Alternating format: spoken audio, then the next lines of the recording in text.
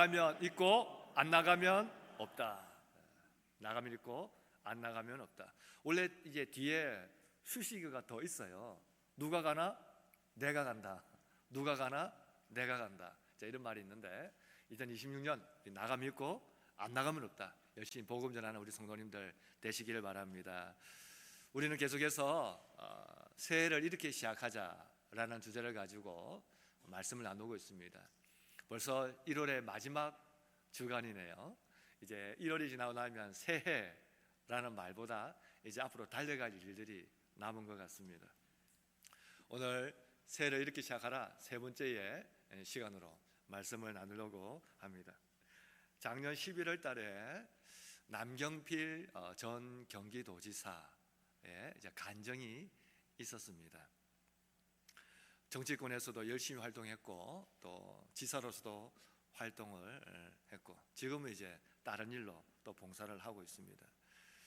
이분은 이제 집사님이십니다. 간정을 합니다. 간정의 첫 마디가 이 말이었습니다.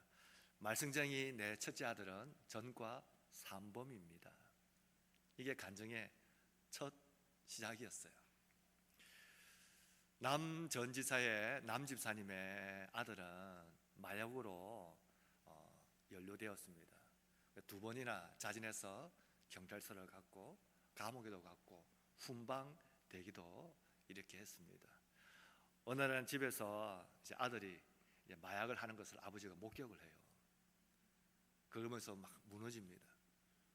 경찰서에 신고해서 현행범으로 체포가 돼요. 그리고 재판을 받습니다. 한 2년 6개월 형을 받아요. 항소하지 않아서 그대로 이제 형을 살게 됩니다. 치료를 이제 목적으로 들어가서 이제 그 병원으로 되어 있는 곳에 이제 수감 생활을 하고 있습니다. 남지사님이 그때 일을 회고하면서 형을 실형을 선고받고 아들이 감옥에 가게 되고 이런 걸 아버지가 하게 되면서 다 무너지는 마음이었다고 이야기해요. 그러면서 광야 같은 곳에서 혼자 빨가벗겨진 것 같이 참 모든 게 무너졌다. 그러면 하나님께 막 원망의 말을 했습니다. 왜 이렇습니까? 왜 나한테 이렇습니까? 내가 지난 3년 동안 참 내가 수많은 시간 동안 애를 많이 썼는데 왜 안 됩니까? 왜 안 됩니까? 이럴 때 하나님께서 마음에 감동을 이렇게 주시기를 경필아, 너가 네 아들을 교도소도 보내보고 기도원에도 보내보고 병원에도 보내보고 네가 할 수 있는 일 다 하지 않았느냐? 너 할 만큼 했어.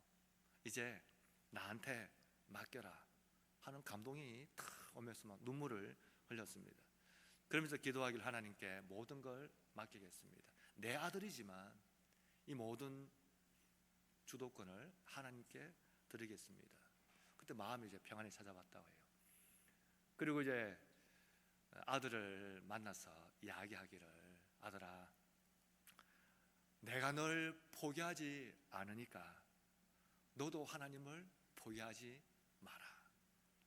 이렇게 아버지가 아들의 손을 잡아주었습니다. 우리는 인생을 산다는 게 참 잘 안 됩니다. 실패하고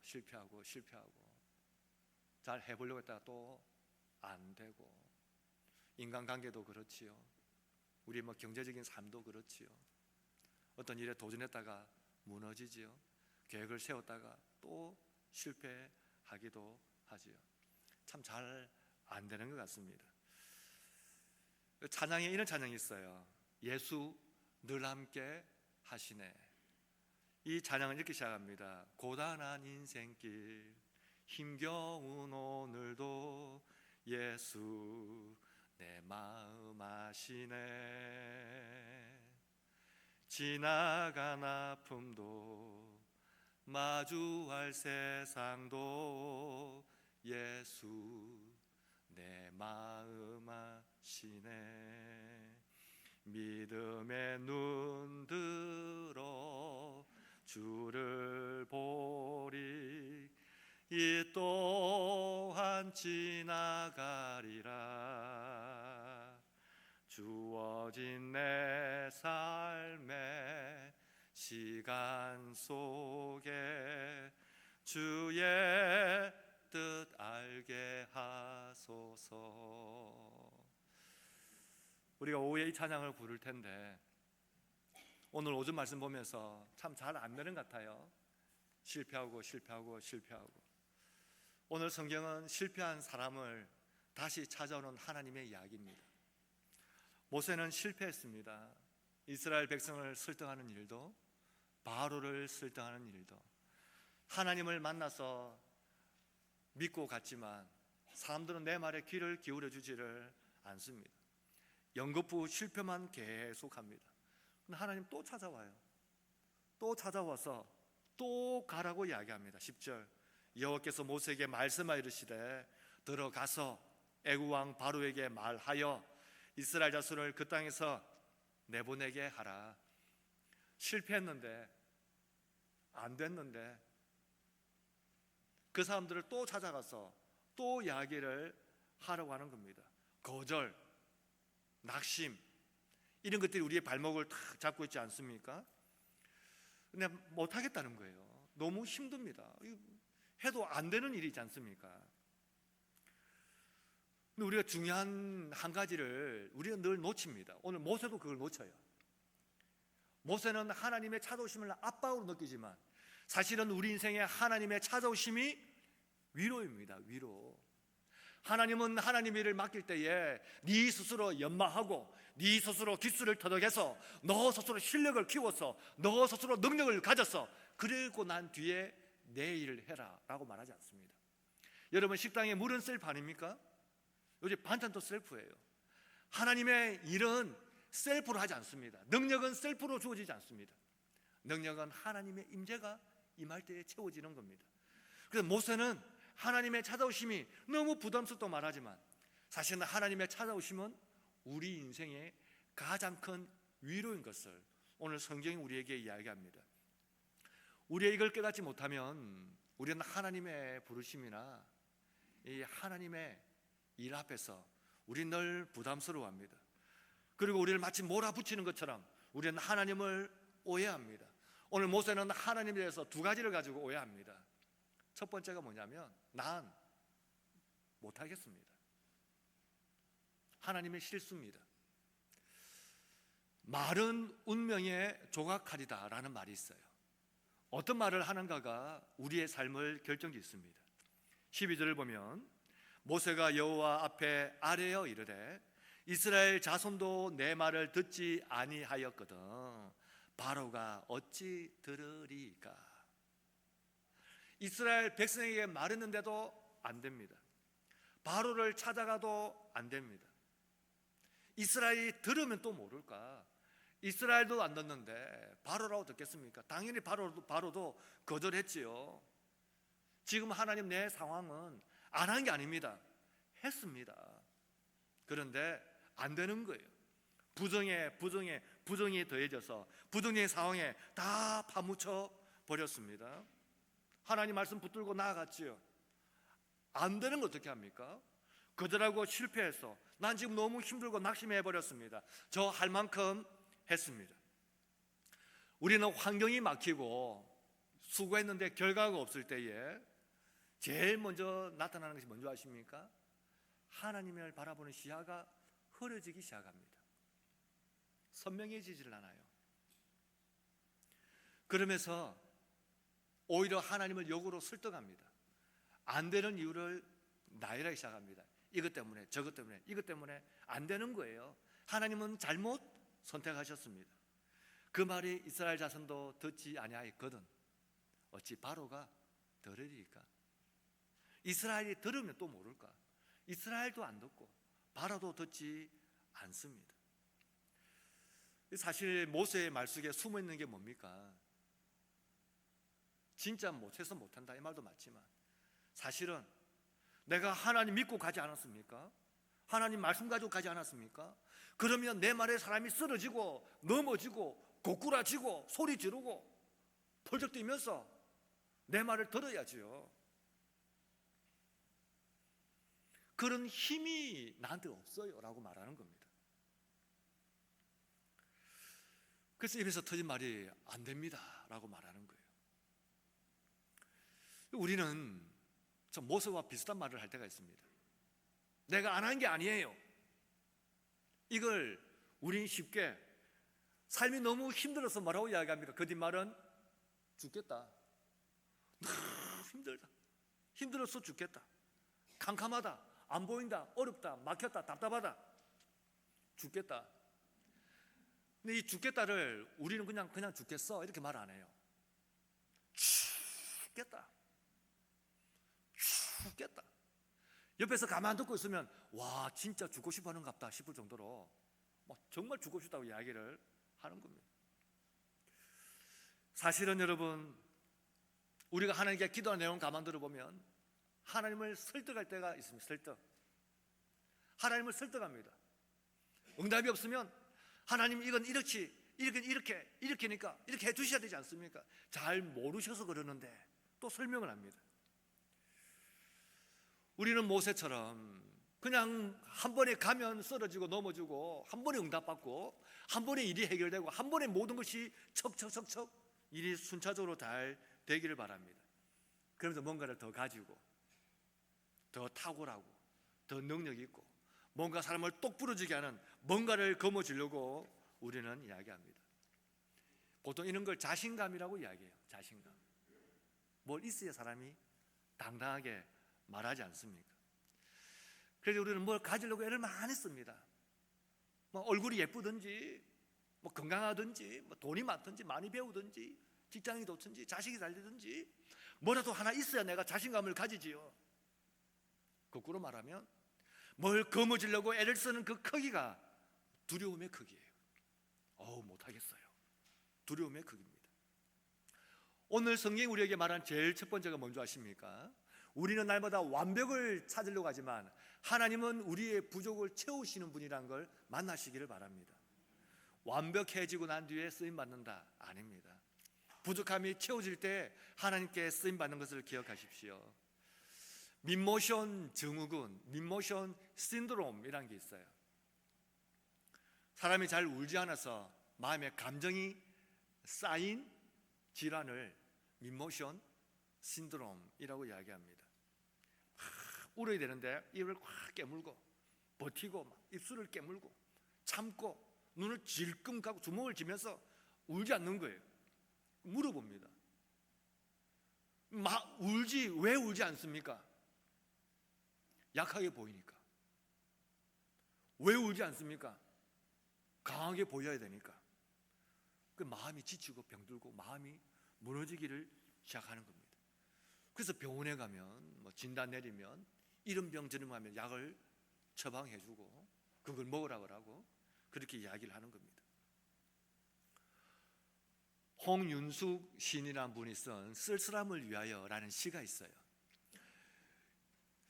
이제 이분의 시를 보면 이제 이렇게 여러 사람의 시를 좀 모아서 인용을 해서 이제 시를 지은 인용시예요.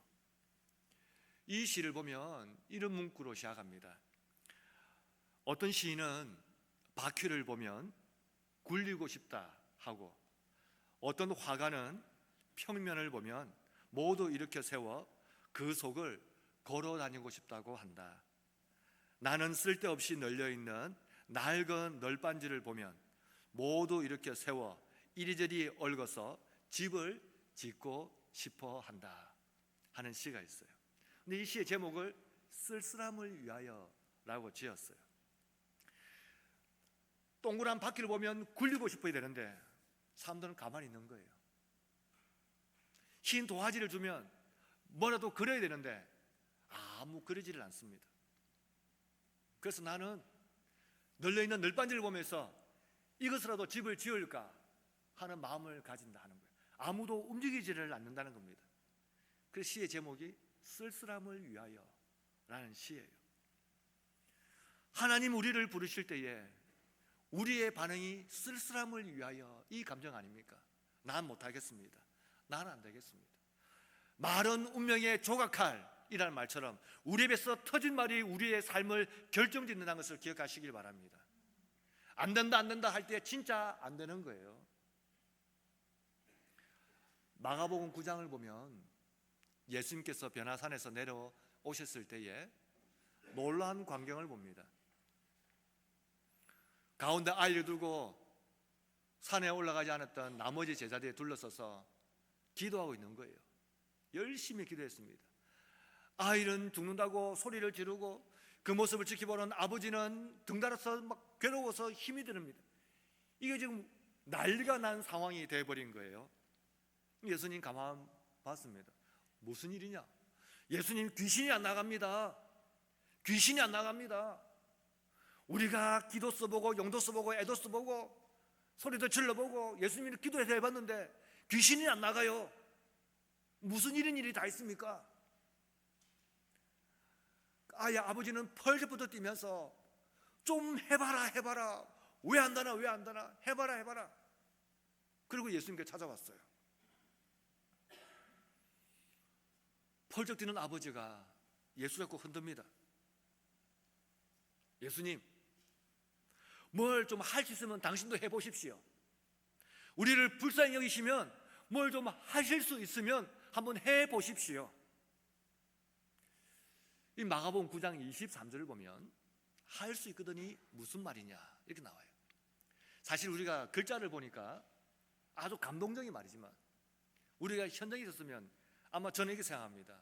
예수님 순간 정색을 하셨을 거예요. 굳은 표정으로 돌아보면서 이야기합니다. 뭐?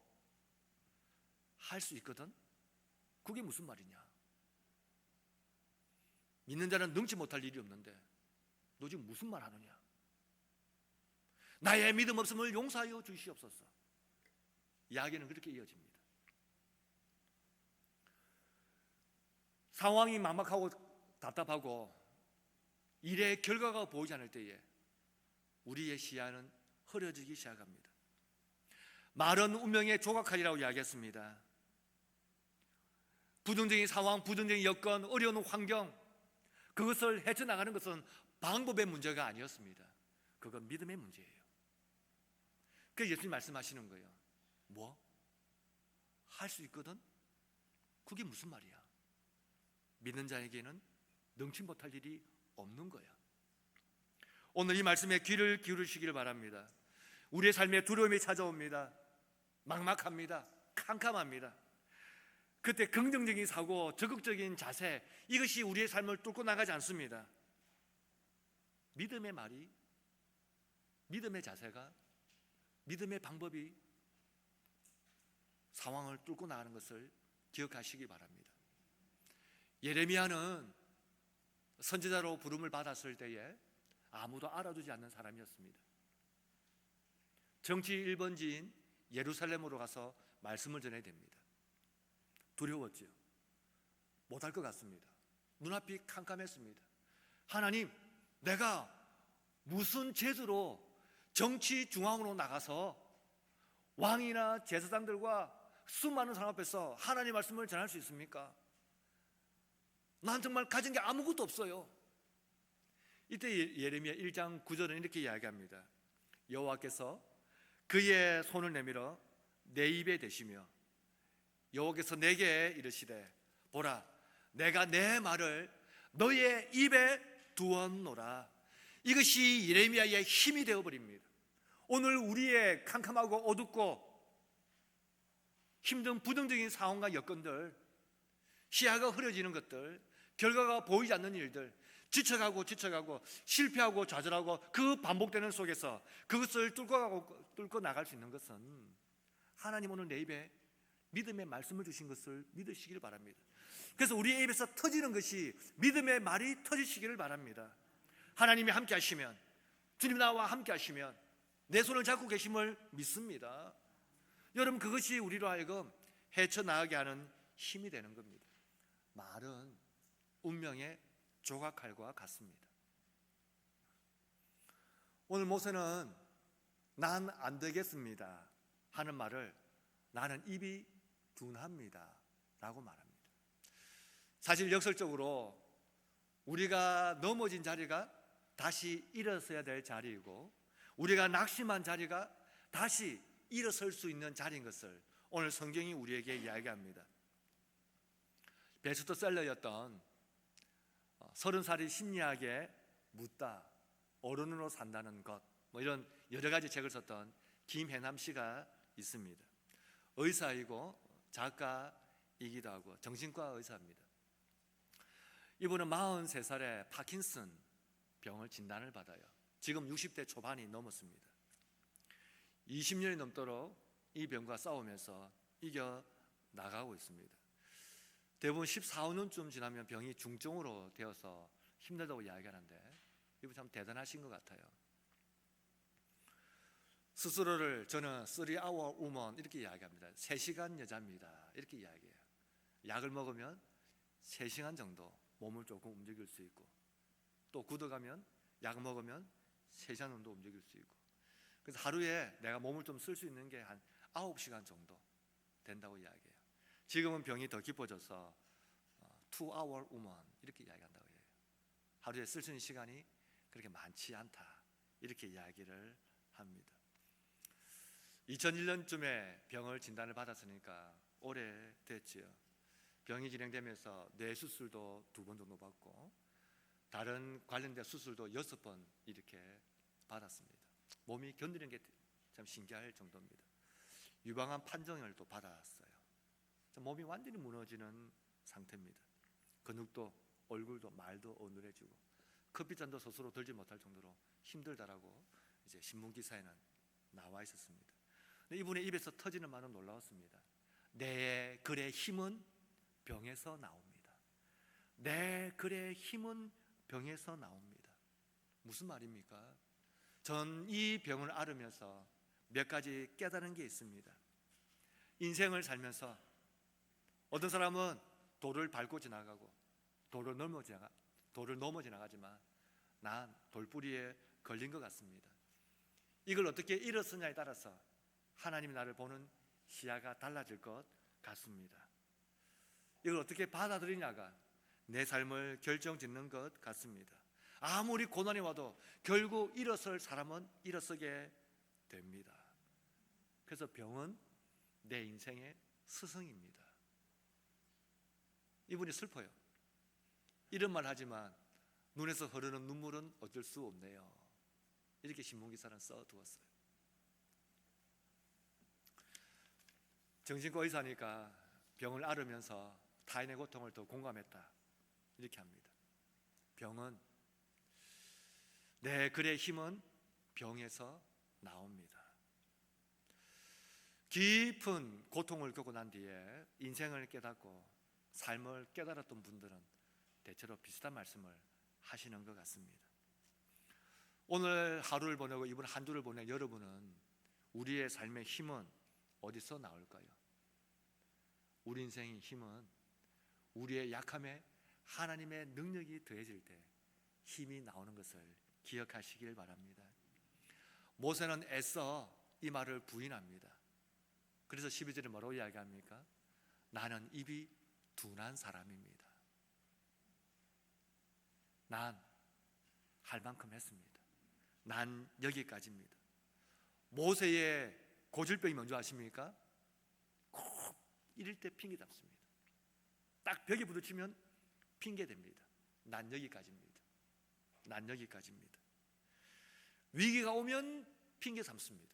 여러분 출애굽기, 레위기, 민수기까지 읽어보면 모세는 위기가 올 때마다 늘 핑계합니다. 핑계. 내 말 듣습니까? 안 듣습니다. 나는 입이 둔합니다. 내가 뭘 가지고 있습니까? 이 말을 3번, 4번 합니다. 3번, 4번. 나중에는 백성들이 고기 달라 하니까 내가 나왔습니까? 왜 나한테 소리 지르게 합니까? 왜 나한테 이런 힘든 일을 맡깁니까? 왜 내가 일을 해야 됩니까? 라고 하나님께 오히려 역정을 내는 장면도 있어요. 어려우면 모세는 핑계 뒤에 숨습니다. 우리가 어떤 일을 하려고 할 때에 우리의 능력이 부족하거나 우리의 과거의 상처가 있거나 힘이 부족할 때 우리는 뭐라고 이야기합니까? 마치 모세처럼 핑계 뒤에 숨습니다. 이것 때문에 못하겠어요. 저것 때문에 못하겠어요. 난 일 때문에 안 되는 거예요. 낙심의 자리는 다시 우리가 일어서야 될 자리인데 우리는 낙심을 주는 이 무거운 앞을 만났을 때에 항상 핑계 뒤에 숨으려고 합니다. 베드로는 핑계 뒤에 숨었던 사람이었어요. 사도행전 4장을 보면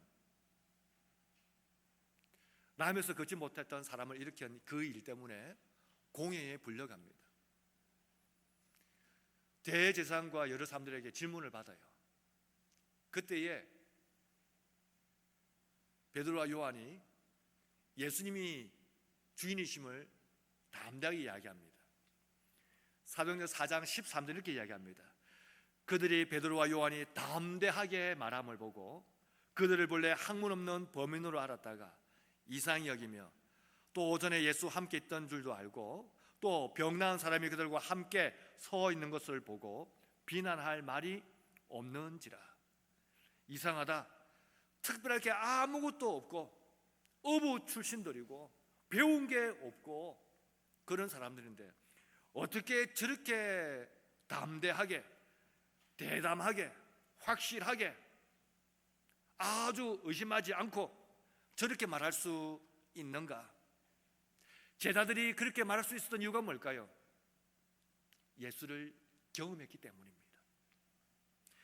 믿음은 경험하지 않고서는 알 수 없는 겁니다. 그 신앙의 담대함은 어디서 옵니까? 믿음을 경험할 때 나오는 겁니다. 바울이 말합니다. 고린도전서 4장 20절 하나님의 나라는 말에 있지 않고 오직 능력에 있다. 능력이 있는 겁니다. 이 능력은 하나님을 경험할 때만 만날 수 있는 일입니다. 여러분 낙심되는 일을 만나지 않습니까? 우리를 주저앉히는 일을 만납니다. 우리는 늘 넘어지는 자리에 넘어집니다. 여러분 우리는 우리의 가슴을 아프게 하는 말은 딱 한마디가 있어요. 세월 지나도 그 한마디가 여전히 내 속을 휘젓고 파고듭니다. 제일 잘하는 게 남편이고 제일 잘하는 게 아내고 제일 잘하는 게 자녀죠. 내 주변은 그걸 너무 잘합니다. 결정적인 말 한마디가 나를 또 주저앉힙니다. 결정적인 상황 하나가 또 나를 주저앉힙니다. 세월이 지나도 늘 변하지 않는 그 일들이 우리 가운데 또 있습니다. 그래서 우리는 말하지 않습니까? 그 일 만나면 그냥 피하고 도망가고 숨습니다. 그냥 안 할래. 오늘 하나님이 우리를 부르셨는데 오늘 모세처럼 나는 입이 둔합니다. 내 약점이 사라지고 내 열등감이 사라지면 우린 그때 일을 잘할 수 있을까요? 아닙니다. 오히려 낙심한 그 자리가 나를 무너뜨리는 그 자리가 오히려 다시 일어서는 자리가 되는 것을 여러분 기억하시길 바랍니다.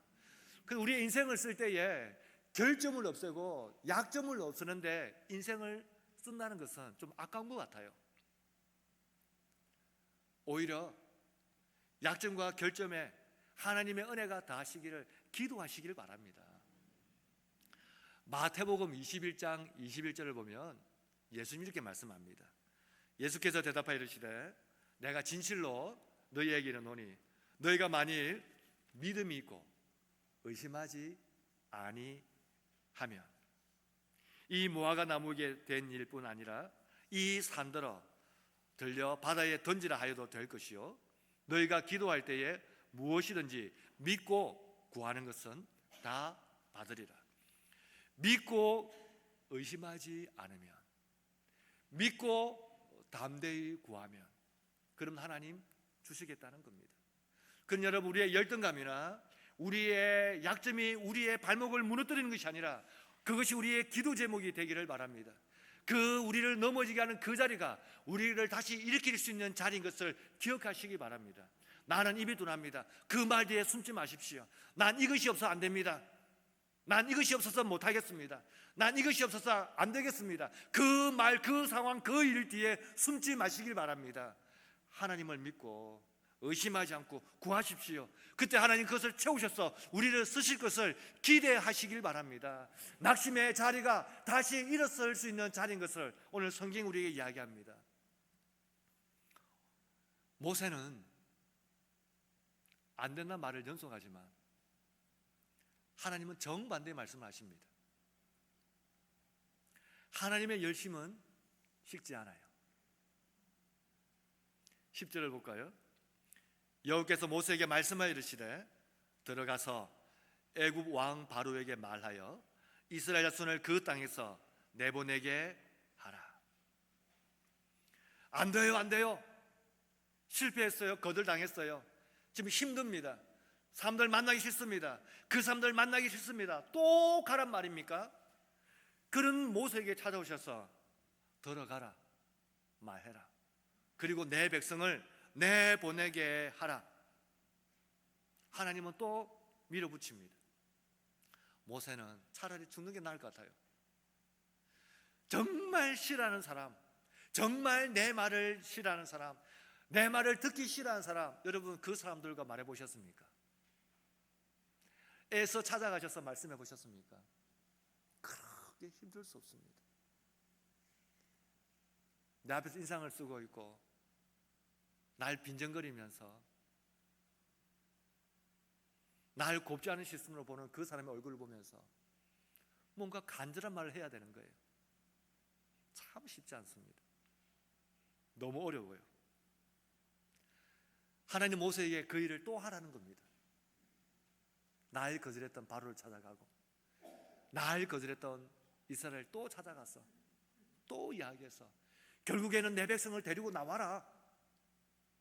하나님은 포기하는 분이 아닙니다. 여호수아 7장을 보면 아이성 전투가 나옵니다. 아이성은 12,000명 정도가 살고 있는 성이에요. 큰 성이 아니죠. 이스라엘 생각하기를 한 2, 3천이면 저 성을 점령할 수 있습니다 생각합니다. 그 여호수아가 가라 이 이야기예요. 2, 3천 명이 올라갑니다. 그런데 전투가 시작됩니다. 여호수아 7장 5절은 이렇게 이야기해요. 아이 사람들이 그들을 36명쯤 쳐 죽이고 성문 앞에서부터 스바림까지 쫓아가 내려가는 비탈에서 쳤으므로 백성의 마음이 녹아 물같이 된지라. 자신 있게 호기 있게 2, 3천 명 데리고 올라갔는데 막상 전투되니까 대패한 게 아니라 36명쯤 죽은 거예요. 36명 죽은. 그걸 보고 놀라가지고 도망치는데 비탈길 따라 도망을 칩니다. 그러면서 마음이 눈이 물이 된 것처럼 그냥 마음이 와르르 녹아가지고 우리 아무것도 못하겠네, 우리는 아니네 하고 주저앉아 버렸습니다. 몇 가지 이유가 있지요. 첫 번째는 아간이라는 사람이 하나님께서 전리품을 가지지 말라 했는데 전리품을 몰래 숨깁니다. 이게 이스라엘 영적인 분위기를 흐리고 하나님을 기쁘게 하지 못했어요. 그래서 하나님 그 아이성 전투에 역사하지 않으셨습니다. 두 번째는 여호수아 자체도 문제였습니다. 늘 전투에 앞장섰다가 이번 전투는 본인이 나가지 않아요. 그냥 군사만 내보냅니다. 영적으로 안일했습니다. 세 번째는 전투가 시작되면 항상 하나님께 물었어요. 이 전투 어떻게 할까요? 올라갈까요? 말까요? 할까요? 말까요? 여호수아가 묻지 않습니다. 그러나 이 세 가지가 함께 맞물려서 잘할 수 있을 것 같고 쉬울 것 같았는데 의외로 이 전투에서 백성은 다시는 전쟁 못할 것처럼 마음이 무너져 버렸습니다. 놓친 게 뭘까요? 우리의 영적인 삶은 하나님과 동행하지 않으면 우리는 이룰 수 없다는 겁니다. 여러분, 이 마음을 깨닫는 것이 하나님의 마음을 깨닫는 겁니다. 하나님 함께 하지 않으면 우리는 아무것도 할 수 없는 존재들입니다. 그렇게 쉽고 그렇게 잘할 것 같고 그렇게 단번에 해결할 수 있을 것 같은 아이성도 아무것도 할 수 없게 되는 겁니다. 모세를 보십시오. 습관적인 핑계 뒤로 늘 숨습니다. 여호수아는 안일함 뒤에 무너집니다. 다윗은 안일함이 가져온 도덕성이 무너지면서 그가 무너지기 시작합니다. 제자들은 예수님을 부인하고 배신하면서 무너지기 시작합니다. 근데 이 모든 사람들은 다 회복됩니다. 언제 회복됩니까? 하나님 앞에 다시 일어섰을 때에, 하나님을 만났을 때에 다시 일어서게 되는 겁니다. 그래서 여호수아 8장 1절을 보면 하나님의 회복하심을 이렇게 이야기합니다. 여호께서 여호수아에게 이르시되 두려워하지 말라, 놀라지 말라, 군사를 다 거느리고 일어나 아이로 올라가라. 보라, 내가 아이 왕과 그의 백성과 그의 성읍과 그의 땅을 다 내 손에 넘겨 주었으니. 기적도 아니고 능력도 아니고 강이 갈라지는 것도 산이 쪼개지는 것도 성이 스스로 무너지는 것도 아닌 그저 하나님만 믿고 그 성에 올라갔을 때에 그 전쟁에서는 이기게 되는 것을 볼 수 있습니다. 오늘 하나님 우리에게 원하는 게 뭔지 아십니까? 환경이 막히고 답답하고 캄캄하고 여러 번 실패하고 반복하고 거절당하고 결과가 보이지 않아서 그렇게 마음이 꽉 막혀 있을 때에 하나님 우리에게 요구하시는 것은 단 한 가지입니다. 그래도 날 믿고 다시 일어서. 이게 하나님의 열심이에요. 그를 우리를 일으키셔서 다시 하나님 일을 하게 하시는 겁니다. 그 성경은 말합니다. 내가 아무것도 못할 때 그때 하나님 역사하시는 겁니다. 바울이 이야기합니다. 고린도후서 12장 9절에 내가 약할 때 곧 그때가 강함이라. 사랑하는 성도 여러분, 우리 신앙생활은 무너진다고 그 자리가 끝이 아닙니다. 우린 다시 일어서는 것이고 하나님의 열심히 결국 우리를 통해서 하나님의 일을 하게 하실 것을 믿으시기를 바랍니다. 13절을 보십시오. 성경은 결국 이렇게 이야기합니다. 여호와께서 모세와 아론에게 말씀하사 그들로 이스라엘 자손과 애굽 왕 바로에게 명령을 전하고 이스라엘 자손을 애굽 땅에서 인도하여 내게 하시니라. 결국 하나님은 이 일을 이루시겠다고 말씀을 합니다. 모세도 극복하고 아론도 극복합니다.